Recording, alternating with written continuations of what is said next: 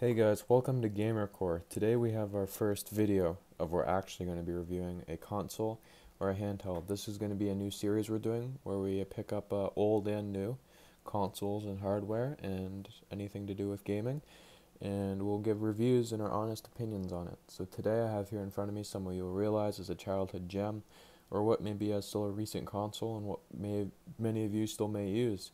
Here's the Sony PlayStation Vita, known as the PS Vita. Um, this thing, I haven't touched it in a while. I turned it on not too long ago, but that's just because I charged up, booted up, put a game in it, and see what would happen. But I really haven't got my hands on it in a while.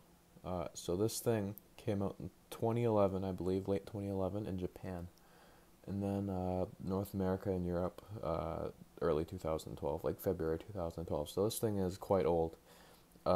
And surprisingly, it does the job quite well. It would do what you'd imagine a smartphone would do back then, other than calling text. But it has internet features, it has social features. It even runs games fairly well at the time. This is really Sony's hit to the modern portable market, because at that time you had mobile gaming starting to come out with Apple's iPhones, and Android really starting to take a hit in the market, and you started to have things like the 3DS and the DSi take a huge profit for Nintendo and things like that. So Sony came out with this, and some people say it came out too early. Some people say it was it was not advanced enough. But really, you got to remember, this came out when the PS3 was at the end of its life cycle, so the PS4 wasn't even there yet. And most of this thing's features that are used today are with the PS4, and most of its main base is for the PS4 now. So I haven't turned this on in a while. It's probably going to be a bit slow because it hasn't been. I think it's been updated actually. So take that back. On the back here, you see you have a touchpad. Like grips there. The touchpad's kind of a pain in the ass. You have a jack down there for headphones, something you might not see today on modern consoles and whatnot, or smartphones and all that. They've taken that away courtesy of Apple. And you also have the charging jack down there. I couldn't tell you what port that is, but it uses its own charger. So, also, I'm going to mention this is the launch model of the Vita. So that means instead of having a lower resolution screen and a shittier screen, basically, this thing has the full package of the nice screen, the high res screen. Don't also notice it just has simple buttons there, just like the PSP did, which came out 6 years before it or so, which is also the PSP was probably one of my favorite handhelds of all time, and then this thing was just kind of like its second coming and whatnot. So let's just go ahead and turn this on. It's just in standby mode right now, as you can see that light's flashing. I had internet on this. I might have to redo that if it doesn't pop up. Okay, so it looks like we just have the PS Store open here. Probably just browsing on that. The touchscreen on this thing's not all that amazing. So it says there I have new messages. So as you can see just by starting off, the display is pretty clear. If you put this into perspective, it's 2012, 2011 console, especially this one. It's good, clearer than the new one. The touchscreen's not the best thing in the world, I'll give you that. It feels kind of crappy. I didn't mean to click that. But that does remind me of a feature that we'll get into later on this thing. You can control it with the directional pad there. It's not as nice to do that. It's easier just to be able to swipe through. Kind of gives you a sense of that this is a more modern console, a bit more advanced. But into that, you have a lot of apps here, and also have some games we're going to be trying today. These are also launch games for the system. So we have Unit 13, which is one of the exclusives. We have the first MLB game ever released, 12th to show. Right now, I also think I have a game in here. Yeah, I do. Hot Shots Golf Invitational. That's not too fun of a game if I remember. Pick that up for free. Yeah, but you can see this thing is very simple. It's quite easy to navigate. It has a similar layout to what you'd imagine the PS3 would be. It's a bit dated, I'd say, for the PS4 if they did this again, but they included some better hardware similar to what like smartphones are running, maybe a bit better. Added like a better touch screen. Just some better features. The RAM on this thing's like just pushing 200 megabytes, so it's really not groundbreaking, especially for like a handheld like this where you have an internet browser. I want to get into that too. That is a shit show in itself, the internet browser. And same that the PS4 Link, that's also an interesting thing that's kind of just unique about this console. But not much is left to do with this, other than play some games that are a bit old. Let me just say though, you still have games coming out for this. A lot of Asian companies are still developing for this system, and even today you still got games coming out. Like one came out a few weeks ago, if I'm not mistaken. They're mostly just low budget games, so you're not going to be getting, you know, huge titles. Like you're not going to be able to play like things like Fortnite or PUBG on this, definitely. So it's a pretty fairly simple system. A lot of things like music is not really, you know, great anymore, because you used to have Music Unlimited, which was like Spotify or Sony's old Spotify, or you could sign up for it and you could use that in here. From what, if I'm not mistaken, you cannot use anything on here anymore unless you just put your own music on. So it kind of renders it useless of, you know, the internet access for music. But here, this is probably one of the most interesting things, because considering this came out so long ago, this does have a camera. And I'm kind of just intrigued by that entire thing. The camera is just right at the back of the system. The application uses, yes. Oh. Yeah, we can see how the camera is there. It's not impressive, but it definitely does get the job done if it was 2012 and you just want to take a picture on your PlayStation Portable.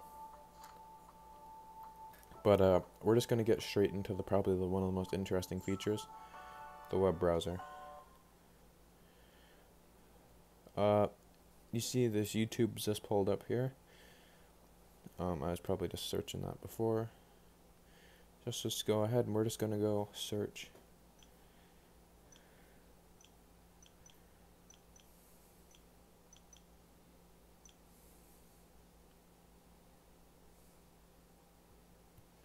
Channels.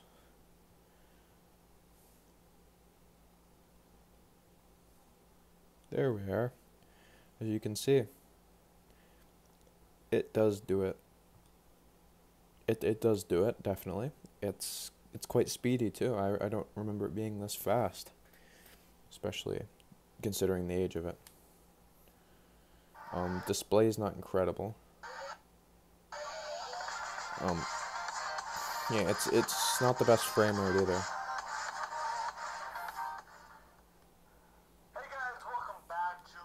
Yeah, you can definitely tell it's a bit. It's not on par with something that you'd watch like on a PC or whatnot, but you don't expect it to be, right? Because you can pick up these things for fairly cheap, like $100, even under that now, and 100 and 200 if you're buying it new.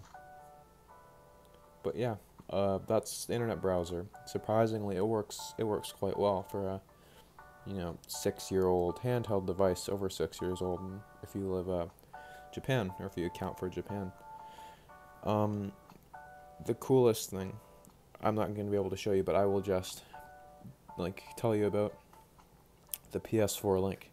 So I've tried this before, back when I first got my PS4, and personally, it's not anything to brag about, but they do have a great idea in terms of if you have a very high speed internet connection and you're planning on staying in proximity of your PlayStation 4, then it does work. You can connect up to your PS4 and play Call of Duty or whatever game you want using this as a screen, using that display, and using the controls as the controls.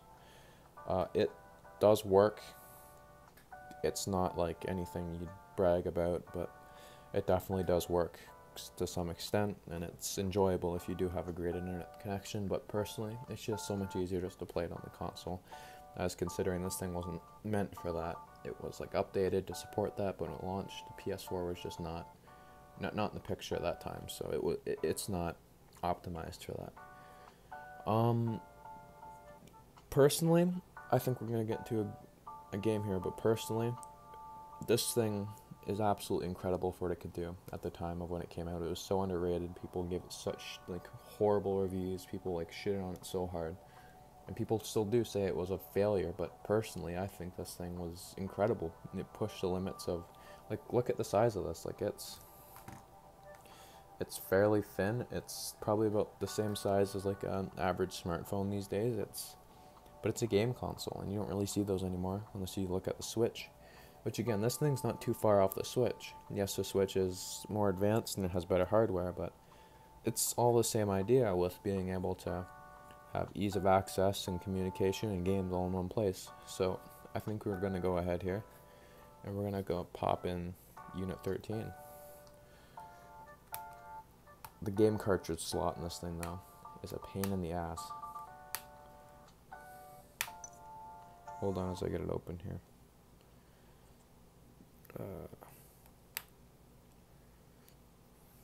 Why is that so hard to get open?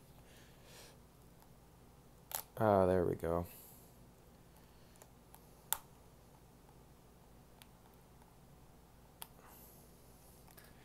I thought I got it open.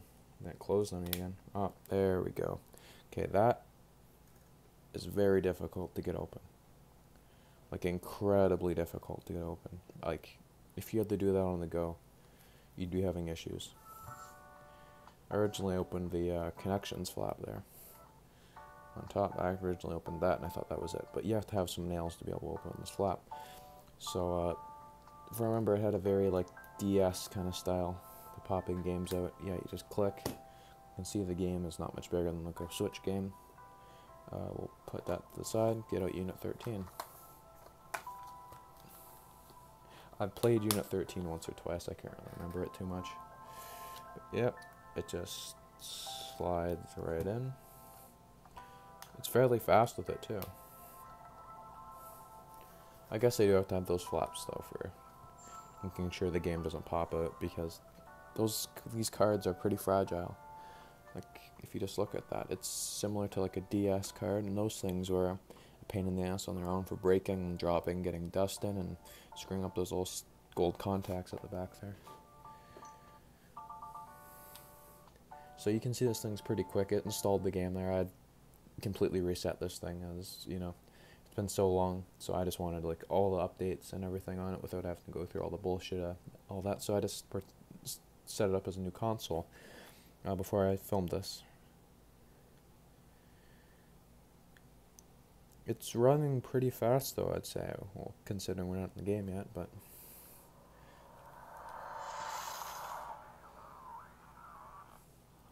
also, fun fact, I'm pretty sure Zipper Interactive shut down too.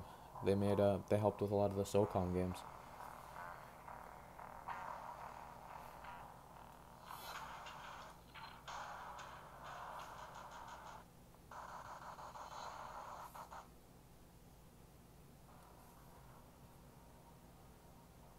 Okay. Let's just get solo missions, and we'll see really the gameplay of this, because the graphics and the performance are all that matter to me. I don't care about if the game is great, because I'm sure this game is not amazing, because I remember this being on a list of one of the PS Vita's biggest flops, because yeah, from what I can remember too, it wasn't too immersive or too great to get into, but it's okay. As you can notice that the graphics are definitely they're definitely decent. Like, they're not optimal for what you'd expect in 2018, but they're decent considering this game and this console is 6 years old now. These graphics are decent running on this little console, which has barely 200 megabytes of RAM. Okay, use R to look up.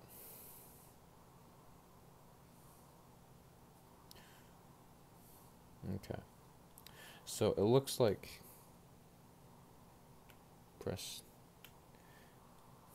so it looks like it does run pretty smooth.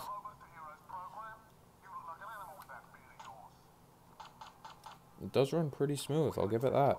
The controls are not fun, because you got like all over, and you're going to be you have that screen in the middle, so it's not always going to be great, and you don't optimize touchscreen a lot, but I'll give it this. The game does look and play fairly well, especially considering way better looking games came out in this thing.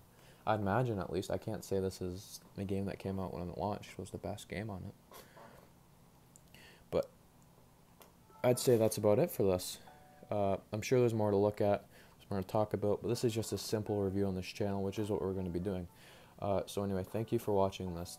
My verdict on this is that it was honestly a great console at the time, great idea. Its performance and its how it was received by the public wasn't as great as, you know, it could have been. But definitely, if you're interested in the link feature, or if you're just interested in playing some old games on the go and you don't want to dish out $400 for a Switch, this is a viable option. But I wouldn't recommend it if you're just going to be relying on something like the PS4 link, or if you're just going to be like messaging your friends. Just get a PS4 or get a Switch if you want to play some new games. Yeah, but anyway, thank you for watching. I hope you enjoyed. Drop a like and a comment on what we should review next.